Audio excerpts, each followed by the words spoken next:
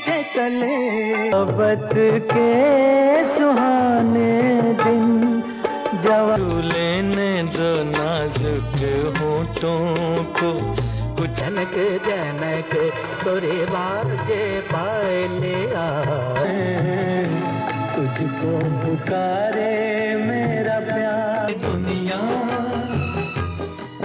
ये महफिल। हिंदी फिल्मों के इस बेताज बादशाह का अपना एक अलग अंदाज था। दुश्मनी और दोस्ती अगर गाड़ी ना हो तो उसमें कोई रंग नहीं आता चिंगू। इस नायाब कलाकार ने 70 से ज़्यादा फिल्मों में काम किया और जब मौत ने दस्तक दी तो चुपचाप दुनिया को अलविदा कह दिया। उनकी दमदार स्क्रीन प्रेजेंस और डायलॉग डिलीवरी सामने वाले कलाकारों के दिल में एक खौफ पैदा कर देती थी और दर्शकों की सारी तालियां और सीटियां बटोर लेती थी। शौक तो हमें बहुत से हैं, लेकिन कौन सा किस वक्त और कहाँ किया जाए इसका फैसला करना पड़ता है। परशुराम, नेकी में बड़ी बरकत है।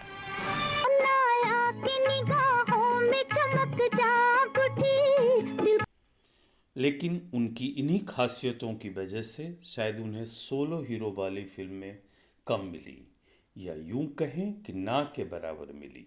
सिनेमा के रुपहले पर्दे पर शान से चमकने वाले इस फिल्मी स्टार को निजी जिंदगी में शायद गुमनामी के अंधेरे ज़्यादा पसंद थे। गुलीर फिल्मी अड्डा की इस प्रस्तुति में हम बात कर रहे हैं हिंदी सिनेमा के दमदार और निराले शख्सियत राजकुमार की। राजकुमार का जन्म 8 अक्टूबर 1922 को बलूचिस्तान, पाकिस्तान के लॉरलई में एक कश्मीरी पंडित परिवार में हुआ। माता पिता ने बेटे का नाम कुलभूषण पंडित रखा। 1940 के दशक में कुलभूषण नौकरी की तलाश में बॉम्बे आ गए। कुछ समय इधर उधर भटकने के बाद उन्हें मुंबई पुलिस में सब इंस्पेक्टर की नौकरी मिली। कुलभूषण अपनी जिंदगी से खुश थे। एक दिन जब वो एक फिल्म की शूटिंग की जगह पर ड्यूटी कर रहे थे तो उनकी कद काठी, शख्सियत और उर्दू बोलने के खास अंदाज से प्रभावित होकर एक फिल्म निर्माता ने उनसे पूछ लिया, क्या फिल्मों में काम करोगे? कुलभूषण इसे हल्के में लेकर भूल गए। कहते हैं कि कस्टोडियल डेथ के एक मामले में जब उनकी नौकरी चली गई तो कुलभूषण को फिल्मों में काम करने की बात याद आई। अब वह काम की तलाश में निर्माता निर्देशकों के पास पहुंचने लगे। उन्हें बड़े और अच्छे रोल मिल नहीं रहे थे और वे छोटे मोटे रोल करना नहीं चाहते थे। आखिर एक ठसक वाले नौजवान को कौन हीरो बनाता? शुरुआती मारामारी के बाद 1952 में उन्होंने रंगोली से राजकुमार के नाम से फिल्मी पारी की शुरुआत की। अगले 4 साल संघर्ष भरे थे। उन्होंने घमंड, अनमोल सहारा, आबसार और कृष्ण सुदामा जैसी फिल्मों में काम किया। यह फिल्में बॉक्स ऑफिस पर कुछ खास नहीं कर पाई। फिर आया साल 1957 जब उन्हें नौशेरवाएं आदिल और मदर इंडिया जैसी फिल्मों से अपनी पहचान बनाने में कामयाबी मिली। अब फिल्में भी थी, एक पहचान भी थी और सफलता की राह भी खुल चुकी थी। अगले साल दुल्हन और पंचायत और 1959 के पैगाम, शरारत और उजाला जैसी फिल्मों के बाद उन्होंने कई सालों तक पीछे मुड़कर नहीं देखा। उनकी खास संवाद अदायगी, अदाकारी पर सिनेमाघर तालियों और सीटियों से गूंज उठता था। लोग उनके एक एक डायलॉग को सुनने के लिए कई कई बार फिल्में देखने आते थे। ये बच्चों के खेलने की चीज नहीं, हाथ कट जाए तो खून निकल आता है। चिनाय सेठ, जिनके अपने घर शीशे के हों वो दूसरों पर पत्थर नहीं फेंका करते। बिगड़े, सनकी, ऑब्सेस्ड, नशे में धुत रहने वाले अमीरों के कैरेक्टर वह बेहद खूबसूरती से करते थे। इनमें उनका कोई सानी नहीं था।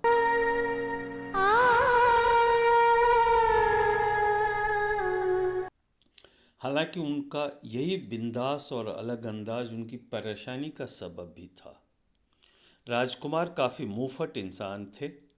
उनके अक्खरपन, बेतुकी हरकतें और दूसरे कलाकारों के साथ अजीब बर्ताव के किस्से कहानियाँ उनके चाहने वाले चटकारे के साथ सुनते और सुनाते थे।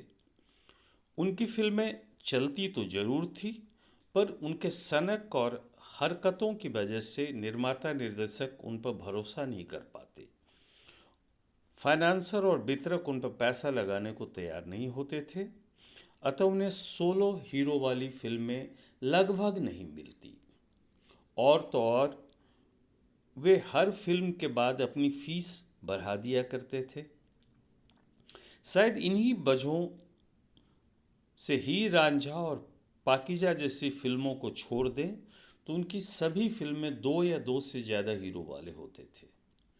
उनकी सफल फिल्में जैसे कि हमराज और वक्त में सुनील दत्त हीरो थे, काजल में धर्मेंद्र, दिल एक मंदिर में राजेंद्र कुमार, नील कमल में मनोज कुमार, मेरे हजूर और कर्मयोगी में जितेंद्र और मर्यादा और कुदरत में राजेश खन्ना, लाल पत्थर में विनोद मेहरा हीरो थे। हालांकि इन फिल्मों में भी उन्होंने अपनी एक्टिंग का लोहा मनवाया। उस दौर में उन पर फिल्माई गई कई गाने सुपरहिट रहे। जो गुजर रही है मुझ पर। उनकी जोड़ी मीना कुमारी के साथ बहुत पसंद की गई। दोनों ने दिल एक मंदिर, काजल और पाकीजा जैसी कई फिल्मों में साथ काम किया। माला सिन्हा के साथ भी उनकी जोड़ी काफ़ी सफल रही। हिंदी फिल्मों का दौर अब बदल रहा था। 1972 में आई सुपरहिट पाकीजा के समय राजेश खन्ना सुपरस्टार थे और धर्मेंद्र, अमिताभ बच्चन और विनोद खन्ना जैसे कलाकार सफलता की नई परिभाषा लिख रहे थे।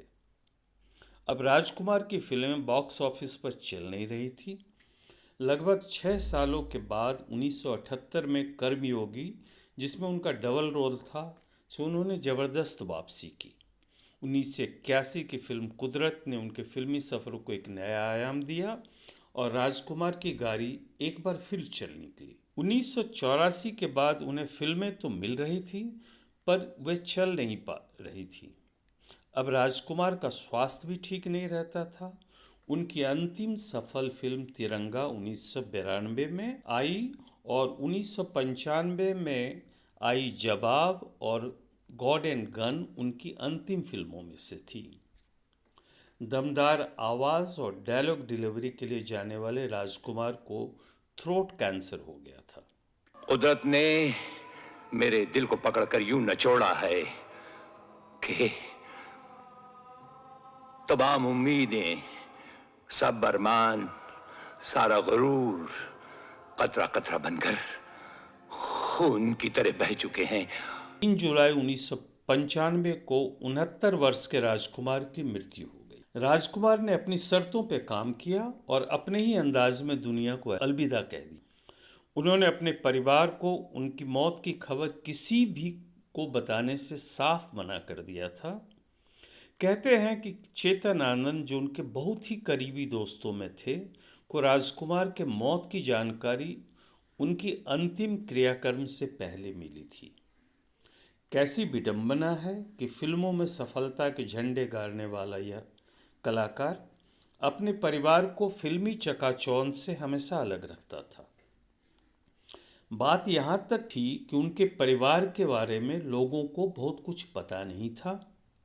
उनकी पत्नी जेनिफर, जो एक एंग्लो इंडियन एयर होस्टेस थी, ने शादी के बाद अपना नाम गायत्री पंडित कर लिया था।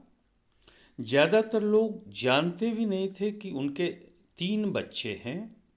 राजकुमार अपने बच्चों पुरु, पाणिनि और बेटी वास्तविकता के फिल्मों में काम करने के सख्त विरोधी थे। राजकुमार के मौत के 1 साल बाद पुरु राजकुमार ने बाल ब्रह्मचारी फिल्म, जिसमें करिश्मा कपूर उनकी हीरोइन थी, से अपनी फिल्मी पारी की शुरुआत की। एक्टिंग में उन्हें कुछ खास सफलता नहीं मिली, पर आज भी वे फिल्मी दुनिया में सक्रिय हैं। दूसरे बेटे पाणिनि अपना बिजनेस चलाते हैं। बेटी वास्तविकता ने 2006 में फिल्मी पर्दे पर कदम रखा, पर वह चल नहीं पाई। कुछ साल पहले अभिनेता शाहिद कपूर के घर के बाहर हंगामा करने की वजह से वे सुर्खियों में आई। कहते हैं कि वे शाहिद कपूर से ऑब्सेस्ड थीं और शादी करना चाहती थीं।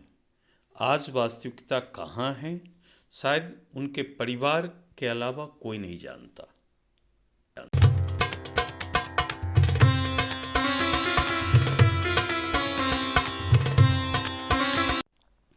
आपको गुलीर फिल्मी अड्डा की यह प्रस्तुति कैसी लगी, हमें ज़रूर बताएं।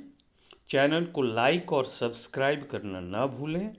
धन्यवाद, शुक्रिया। फिर मिलते हैं अगले वीडियो में।